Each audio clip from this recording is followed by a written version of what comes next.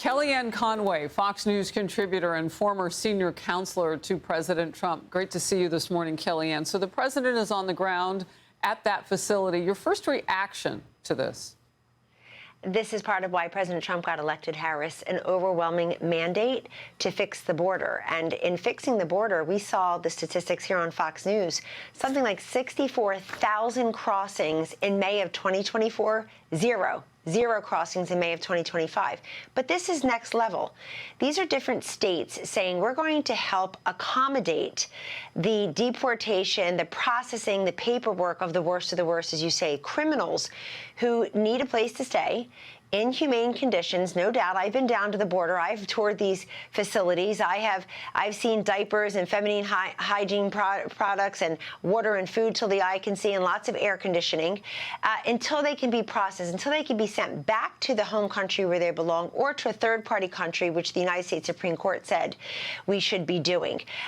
Also, the president just broke some news, Harris. He told us all that there will be similar facilities being built in Louisiana and Alabama. This is the way the states are helping federal immigration officials to do their job. I love that the president is so forward-facing, transparent, factual, informative about what this is and who it's about. Look, the Democrats are always saying, but, where are their rights? Humane conditions. Abuela is being deported. The 2-year-old is being separated from. No, excuse me. We are trying to prevent the next Laken Riley, the next Jocelyn Nagurney, and I like to say their names loudly and proudly, Harris, so we all remember what the stakes truly are. These are criminals, and I wish the Democrats would start focusing on the word criminal. Last point, President Trump was very consistent when he talked to the leaders of Canada and Mexico in November, after he was elected and before Thanksgiving. What did he say to them? I'm going to tariff you until you, quote, get your criminals and your drugs out of our country.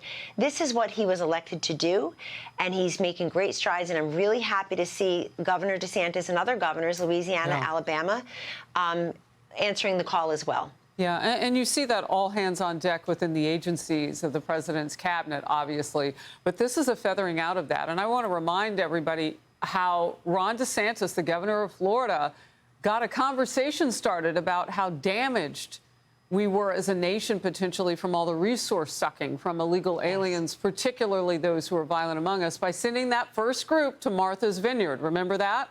Yes. Of course we all do.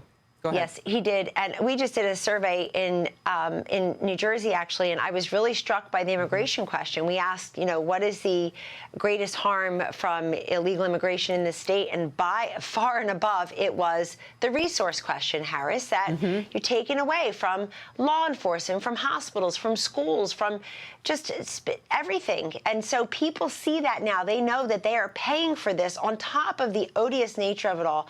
And now we're paying for it. Our kids' classrooms are crowded.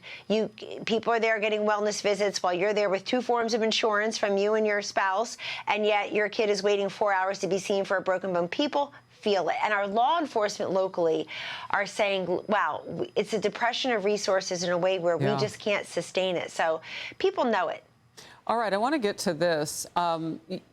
Just in terms of how the president is laying this out on Alcatraz, this facility that's nicknamed Alligator Alcatraz, and the setup for furthering it potentially in Louisiana and Alabama. Where are we going in getting these people out of the country, the worst of the worst? Because the lawfare now just got a big hit from the U.S. Supreme Court. What's your take? We are going quickly. The word is quickly and efficiently and methodically. And I'm going to add another word, transparently. Nobody's hiding this. It's right there for all of us to see. And people need to understand that if you look at the list of the terribles that the White House has been putting out, Harris, they do a really smart thing in this White House. They're showing us the pictures, the ages, the names, and the rap sheet for so many of these criminals. Folks, it's a public document. Go on whitehouse.gov. You'll find it, I promise. Free of charge, instantly. We all get the same information. Here's the President of the United States, our Commander-in-Chief, going down and saying, here's who's going to be housed here. It's temporary. It's so we can efficiently deport them. So I think that the easiest word to say what's happening is these deportations will go quickly, efficiently, legally, transparently, and methodically. And we should be able to see the fruits of this. I think we will, Harris. I think that we will know their names, their faces, their rap sheets. And the reporter hit, Alexandra Hoff, that was a very important report that your program led with today, because she's talking about the Department of Justice cracking down on people who lied in their applications to be naturalized citizens in the first place. Folks, it is a privilege to live in this country. I feel that way. It is not a right. It is a privilege. And if you lie in your application to be one of the 53% of migrants in this country who are naturalized citizens, you're going to be called out for it. And in this case, they were distributing child abuse materials. My goodness, I want them out today. Who disagrees with that? Which Democrat disagrees with that? You know, you're talking about a privilege to be in the United States. Other countries treat their countries as it's a privilege to be there. They don't tolerate this sort of thing, with the exception of some in Western Europe. But they're having to relook at all of those policies right now. We'll see where they go. But most importantly, America first.